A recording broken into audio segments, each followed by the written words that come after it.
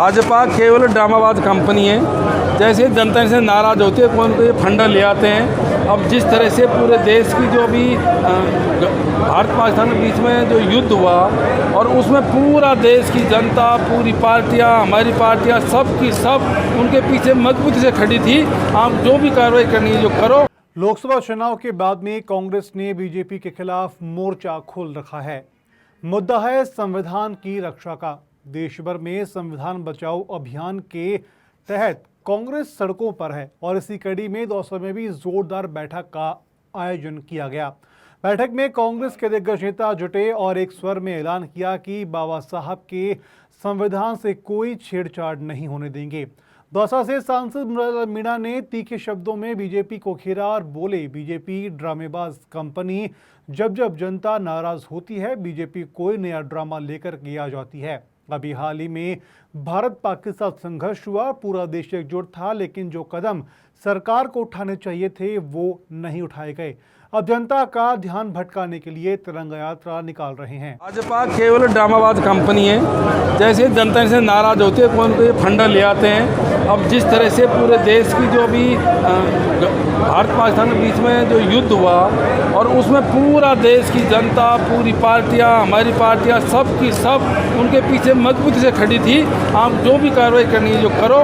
मैं समझता हूँ कि उसमें जो स्टेप उनको उठाने चाहिए थे वो नहीं उठाए और वही कारण रहा कश्मीर जैसी समस्या, जिसमें कभी भी कांग्रेस ने तीसरी जो पार्टी थी, तीसरा जो पक्ष था उस पर लागू नहीं किया। ताकि ट्रंप वगैरह ये कह रहे हैं कि हम इसमें मध्यस्थता करेंगे। इन सब बातों को लेकर के पूरे देश की जनता बहुत ज़्यादा नाराज़गी है, तो उनको बेवकूफ़ बनाने के लिए भारतीय तिरंगा यात्रा निकाल रही है।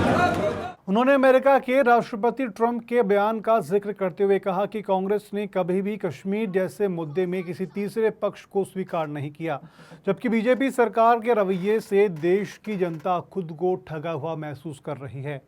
पूर्व चिकित्सा मंत्री प्रसादलाल मीणा ने बीजेपी के 400 पार वाले नारे को भी आड़े हाथों लिया। उन्होंने कहा कि ये वही पार्टी है जो कह रही थी कि अगर हमें 400 सीटें मिल जाए तो संविधान बदल देंगे, लेकिन जनता ने उन्हें रोक दिया। संविधान बाबा साहब की आत्मा है, गरीबों के अधिकारों की गारंटी है। कांग्रेस ने कभी भी कमजोर इसको नहीं होने देगी। पूर्व मंत्री ममता भूपेश ने भी अपनी बात को भावनात्मक अंदाज में रखा। उन्होंने कहा कि यह सिर्फ संविधान का नहीं, देश की अस्मिता का सवाल है। कांग्रेस ने आज़ादी से लेकर के आज तक संविधान की रक्षा के लिए कुर्बानियां दी हैं। बीजेपी तो आज़ादी के वर्षों बाद बनी पार्टी है। उन्हें क्या पता इस देश की मिट्टी में कितना खून पसीना मिला हुआ है। उन्होंने बीजेपी की नीयत पर सवाल उठाते हुए कहा कि जो भी रैली निकाले, लेकिन अगर नीयत संविधान बदलने की है तो कांग्रेस डटकर के विरोध करेगी।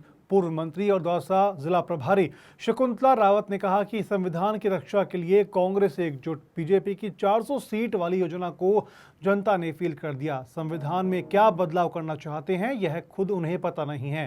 संविधान है तो देश है, वही संदेश हम दौसा को दे रहे हैं। उन्होंने दो टूक कहा कि मौलिक अधिकारों, शिक्षा और समानता के अधिकार की रक्षा के लिए कांग्रेस पूरी तरीके से मैदान में है और इस बैठक में कांग्रेस के पूर्व विधायक, पदाधिकारी और कार्यकर्ता बड़ी संख्या में मौजूद रहे। मंच से उठी आवाज साफ थी, संविधान के लिए लड़ाई अब निर्णायक दौर में है। कांग्रेस पीछे हटने वाली किसी भी कंडीशन में नहीं है। यह कोई आम राजनीतिक सभा नहीं थी, बल्कि यह था एक संकल्प बाबा साहब के संविधान की रक्षा का। देखिए, संविधान के हितैषी होना नहीं होना ये मुद्दा नहीं है। मुद्दा है देश की अस्मिता का सवाल है। देश में वर्तमान परिस्थिति में कौन सी पार्टी इस देश की अखंडता के लिए लड़ाई लड़ रही है। कांग्रेस ने आज़ादी से लेकर आज तक इस देश की रक्षा करने में अपने नेताओं की शहादतें दी हैं। भारतीय जनता पार्टी तो आज़ादी के बहुत बाद में बनी थी, तो उसे क्या पता कि इस देश की नींव के अंदर किन चीज़ों का, किन का बलिदान हुआ, किन के खून पसीने से देश आज़ाद हुआ, किन विचारधारा के आधार पे समानता की, एकता की, अखंडता की और सभी को एक साथ लेके चलने की, सभी जाति धर्म बिरादरी के लोगों को समानता का अधिकार देने की जो भावना वो कांग्रेस पार्टी में समझती हूँ। क्योंकि या कोई भी निकालो देश की एकता के लिए, लेकिन वास्तव में देश के हित में जो निर्णय लेने चाहिए सरकारों को, वो जो निर्णय लेंगे वो ही देश के हित को आगे लेके जाएंगे।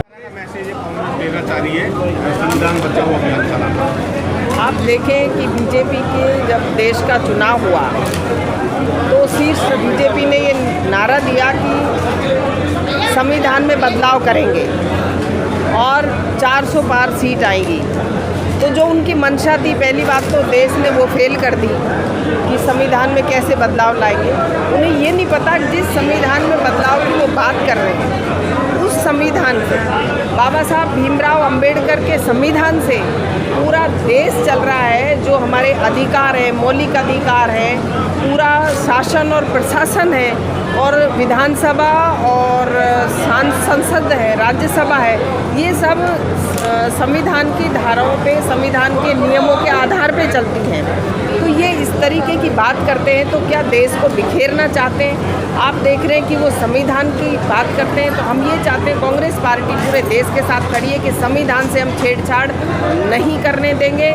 जो बाबा साहब का संविधान है, जो समानता का अधिकार, शिक्षा का अधिकार, हमारे मौलिक अधिकार, स्वतंत्रता का अधिकार, इन सब की रक्षा के लिए हम सब एक हैं। संविधान बचाओ रैली का क्या उद्देश्य है और कांग्रेस क्या बताना चाहती है? संविधान बचाओ रैली का उद्देश्य है, जो हमारे देश का संविधान बना है उसके किसी प्रकार की छेड़छाड़ भारत सरकार ना करे। जो गरीबों को अधिकार दिया है, बाबा साहब ने जो संविधान की रचना रची है, वो यथावत रहे। और किसी भी तरह की कोई, उन्होंने जैसे नारा दिया था 400 पार का आएगी तो हम संविधान को बदलेंगे, तो संविधान को बदलने से जनता ने रोका है। और संविधान हमारे देश के लिए बना है, तो संविधान सुरक्षित रहना है। आपने ये भी कहा है कि जो प्रधान है उनकी वजह से आप कांग्रेस आ रही है चुनाव। क्या कहा है? आपने जो 11 प्रधान थे उनकी वजह से कांग्रेस विधानसभा चुनाव में नहीं कहा।